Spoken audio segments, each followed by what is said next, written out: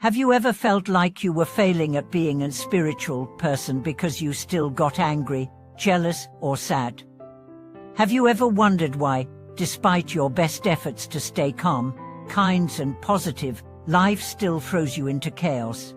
Welcome back to the channel, where we explore truth beyond appearances and wisdom beyond perfection. Today's episode is a radical reframe of what it means to grow, evolve, and truly walk a spiritual path. We are breaking the myth that spiritual maturity is about always being peaceful, always being kind, and always having it together. It's not. Real spiritual growth is not about filtering life, it's about facing it fully. Too many people think of spirituality as escape. They believe that to be spiritually evolved means to avoid conflict, detach from emotions, or live in a bubble of serenity. But life doesn't work like that. Life is messy. It's unpredictable. It's beautiful and brutal and boring and breathtaking, often all in the same day.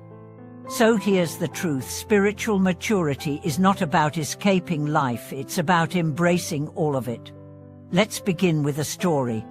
Sophia, a long-time meditation teacher, was praised for her calm energy and quiet demeanor. People came to her for peace. But when her husband died unexpectedly, she fell apart. She stopped teaching. She stopped meditating. She felt like a fraud. But after a year of grief, something changed. She returned, not with the same calm, but with deeper wisdom. She told her students, "Before, I taught from stillness. Now, I teach from sorrow. I thought I was spiritual because I didn't break. But I became truly spiritual when I broke and came back." That's the shift. True practice begins not when things are easy, but when everything falls apart. You'll never find real wisdom in pretending to be above life. You find it by going through life with your eyes open, heart soft, and feet firmly on the ground. Let's take a deeper look. Most traditional teachings, whether in Eastern Buddhism, Western mysticism, or indigenous wisdom, share a common thread: life is not to be judged, but observed. Emotions are not to be suppressed, but understood. Struggles are not signs of failure, they are invitations. Think of the lotus flower. It blooms only in muddy water, not despite it, but because of it. It's a metaphor used so often that we forget how true it is. The mud nourishes the roots, the darkness allows the petals to open. No mud, oh flower. So when you feel lost, overwhelmed, confused, remember this: it's not because you're doing something wrong. It's because you're doing something real. Real growth doesn't look like perfect yoga poses or serene Instagram posts. Real growth looks like crying in your car after a long day and still showing up for your family.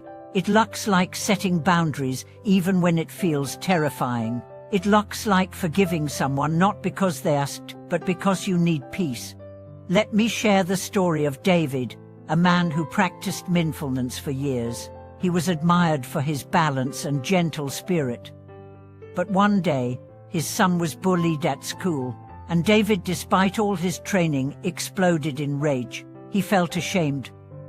He thought, "I've failed as a father and as a spiritual man." But later, in reflection, he realized something deeper. That anger, he said, was love disguised as fury. I wasn't wrong for feeling it. I was wrong for thinking I shouldn't. That's the key. Spirituality is not about replacing emotions, it's about relating to them wisely. Let's talk about the 3 biggest myths that keep people stuck on their spiritual path. First, the myth of always being calm. Real calmness is not the absence of emotion, it's the presence of awareness. It means you can feel rage, but not be consumed by it. It means you can be anxious and still breathe. It means you can be sad and still move forward. Second, the myth of detachment. Many think being detached means not caring, but real detachment is about caring deeply without clinging. It's about loving without control, giving without expecting, and showing up without needing validation. Third, the myth of perfection. This is the most damaging one. Perfectionism kills authenticity. It turns spirituality into a performance. You don't need to be flawless to be wise. You don't need to be always happy to be awake. Some of the most spiritual moments in your life will be your messiest ones. A woman once said to me, "I thought enlightenment would look like me sitting peacefully on a mountaintop. Instead, it looked like me holding my screaming child at 3 a.m., whispering, 'I love you,' even though I hadn't slept in days." That's what true practice looks like. Not escape, but presence. Let's shift now to another story. Elias was a monk for 10 years. He lived in a remote monastery, meditating for hours each day. But after a decade, he felt called back to ordinary life. He got married, had children, worked a 9-to-5 job.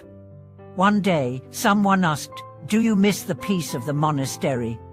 He smiled and said, "No, because now, my peace isn't something I find outside of life. It's something I bring into it." That's mastery. To sit in silence is beautiful, but to find silence in noise, that's power.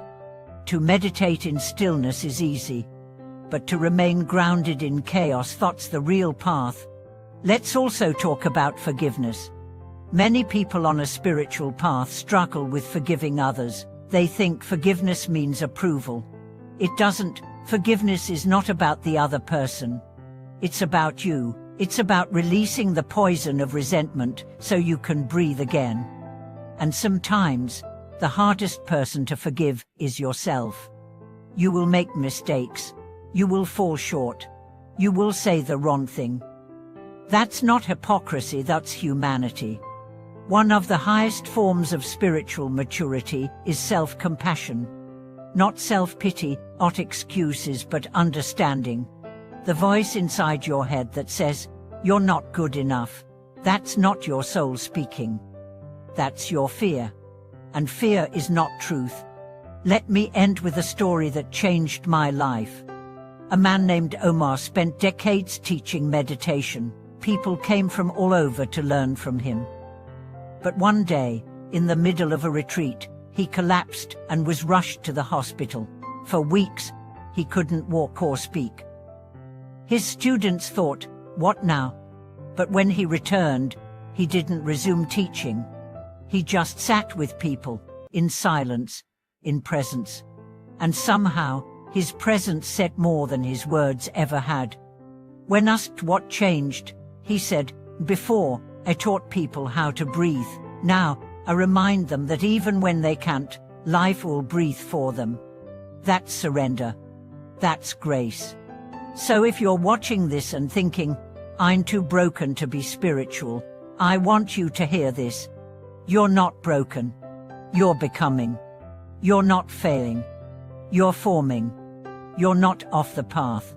You are the path.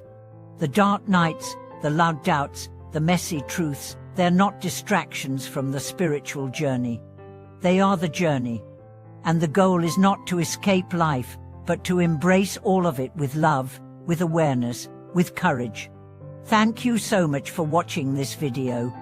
If this message resonated with you, if you've ever judged yourself for not being spiritual enough, please share your story in the comments. Let's create a space where being human is enough. Don't forget to subscribe, like, and share this with someone who needs to remember that being real is the most sacred thing of all. We'll see you in the next episode.